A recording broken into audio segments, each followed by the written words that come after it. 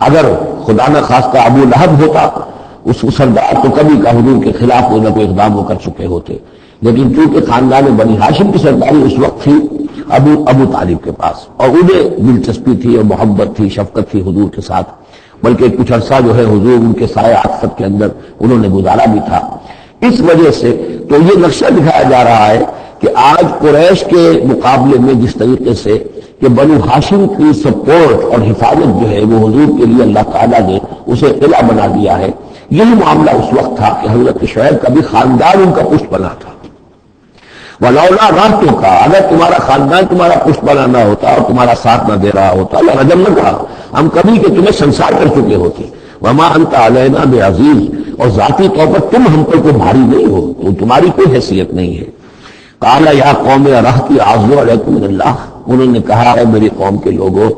کیا میرا یہ خاندان تم پر زیادہ بھاری ہے اللہ سے؟ میرا پشت بنا تو حقیقت اللہ ہے، تم اللہ سے نہیں ڈرتے، میرے خاندان سے ڈرتے ہو۔ اراحتی اعوذ علیکم من اللہ واتخذتموہم وراءکم ظہریا، اللہ کو تو تم نے اپنی پیٹھوں کے پیچھے پھینکا ہوا ہے، بلایا ہوا ہے۔ یہ بھی بہت ہی اہم نفسیاتی نکتہ ہے۔ ہوتا یہ ہے کہ ہم دنیا میں ایسے مگن رہتے ہیں کہ اللہ کو ماننے کا عقیدہ تو ہے، لیکن اللہ مستحضر نہیں رہتا، یاد نہیں رہتا۔ یا ہمارا پورا دنیا میں کاروبار چل رہا ہے، کاز اینڈ ایفیکٹ، علل ہیں، اسباب ہیں، ان کے نتائج نکل جاتے ہیں،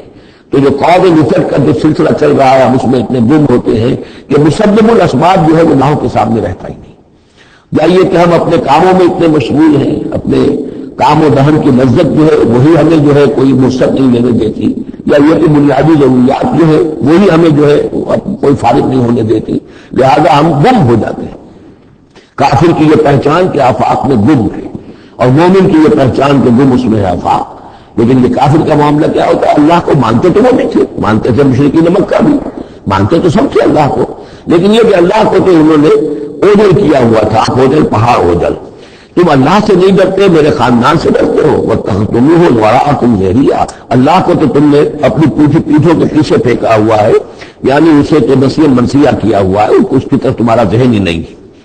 ان ربی بما تعملون محیط، جبکہ میرا رب جو کچھ کہ تم کر رہے ہو اس کا احاطہ کیے ہوئے، تمہارا گھیراؤ کیے ہوئے اللہ، تم اس کی گرفت سے نکل کر نہیں جا سکتے ہو۔ یا قوم اعملوا علی مکانتکم انی عامل،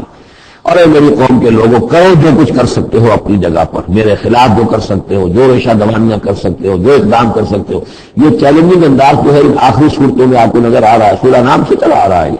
اس لیے کہ وہ کشاکش جو تھی حق و باطل کی وہ اس انتہا کو پہنچ چکی تھی کہ اب حضور صلی اللہ علیہ وسلم کی طبیعت کے اندر بھی وہ بیزاری پیدا ہو چکی تھی۔ اب جو کچھ تم کر سکتے ہو کر لو،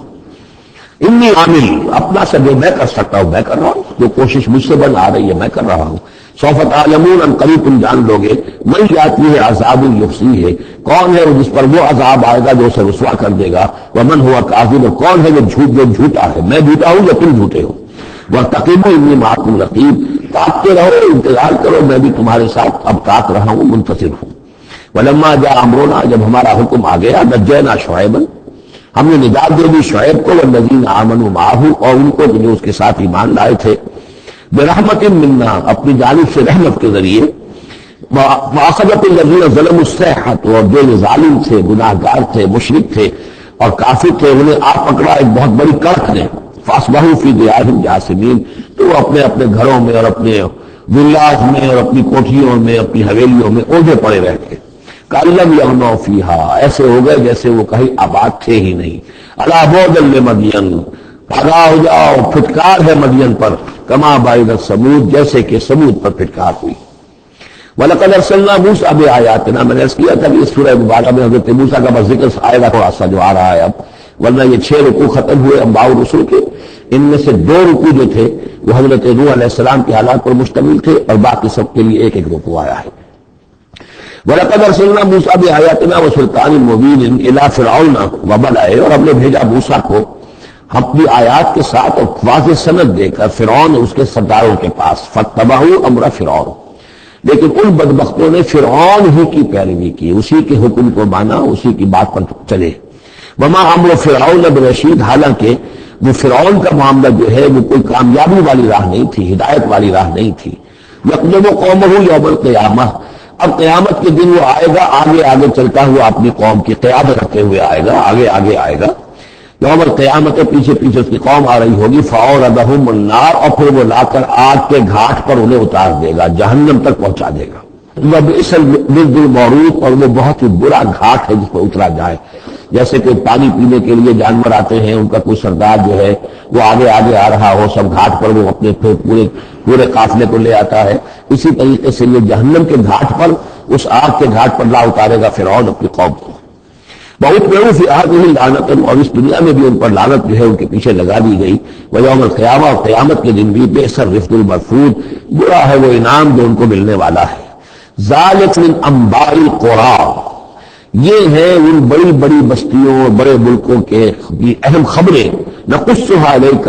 جو کہ ہم آپ کو سنا رہے ہیں، بیان کر رہے ہیں آپ پر۔ منہا قائم و حسیب، ان میں سے ایسی بھی ہیں جو ابھی قائم ہیں، موجود ہیں، اور ایسی بھی ہیں کہ جو بالکل ختم ہو گئی، معدوم ہو گئی۔ حسیب کا لفظ اصل میں آتا ہے کھیتی کے لیے، جبکہ فصل کاٹ دی جائے، فصل کٹ گئی ہو تو جو منظر نظر آتا ہے وہاں پر جو ویرانی ہوتی ہے۔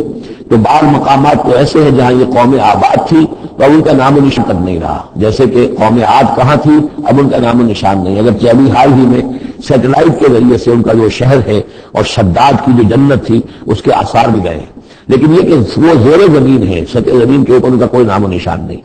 لیکن یہ کہ جیسے سمود کے مسکن جو ہے وہ بھی موجود ہیں۔ منہا قائم و حسید، وما ظلمناہم ولکن ظلموا انفسہم، اور ہم نے ان پر کوئی ظلم نہیں کیا، انہوں نے اپنی جانوں پر خود ظلم ڈھایا۔ فما اغنت عنہم آلہتہم التی یدعون من دون اللہ، تو کچھ کام نہ آ سکے اور کچھ بچا نہ سکے انہیں ان کے وہ آلہہ، وہ معبود کہ جنہیں وہ پکارا کرتے تھے اللہ کے سوا، من شیء، کچھ بھی۔ لما جاء امر ربک، جب تیرے رب کا حکم آ گیا، وما زادوہم غیر تتبیب، اور انہوں نے کچھ اضافہ نہیں کیا ان کے حق میں مگر تباہی اور بربادی کا۔ وَكَذَلِكَ أَخْذُ رَبِّكَ إِذَا أَخَذَ الْقُرَىٰ، اور ایسے ہی ہوتی ہے پکڑ آپ کے رب کی اے نبی جب وہ پکڑتا ہے بستیوں کو، وہی ظالمۃ، جبکہ وہ ظالم ہوتی ہیں، گناہ کار ہوتی ہیں، ان میں گناہ کا اور معصیت کا عام چلن ہو جاتا ہے۔ إِنَّ أَخْذَهُ أَلِيمٌ شَدِيدٌ، یقیناً اس کی پکڑ جو ہے وہ بڑی دردناک بھی ہے، بڑی سخت ہے، جیسے کہ آخری پارے میں إِنَّ بَطْشَ رَبِّكَ لَشَدِيدٌ ان فی ذلک لآیۃ لمن خاف عذاب الآخرہ، یقیناً اس میں نشانی ہے ان کے لیے کہ جو آخرت کے عذاب سے ڈرتے ہوں۔ ذالک یوم مجموع لہ الناس، وہ دن ہے کہ جس کے لیے لوگوں کو لامحالہ جمع کیا جائے گا۔ وذالک یوم مشہود، اور وہ دن ہے خوشی کا، سب کو پیش ہونا ہے۔ وما نؤخرہ الی اجل معدود، اور ہم اسے ایک وقت معین تک کے لیے مؤخر کیے ہوئے ہیں، ایک وقت معین ہے اس کا، معدود ہے، گنتی کی گئی ہے اس کی، یہ نہیں ابھی کبھی نہیں آئے گا، آئے گا وہ دن۔ یوم یاتی، جس دن جبکہ وہ دن آ جائے گا، لا تکلم نفس الا باذنہ، کوئی ذی نفس زبان نہیں کھول سکے گا مگر اللہ کے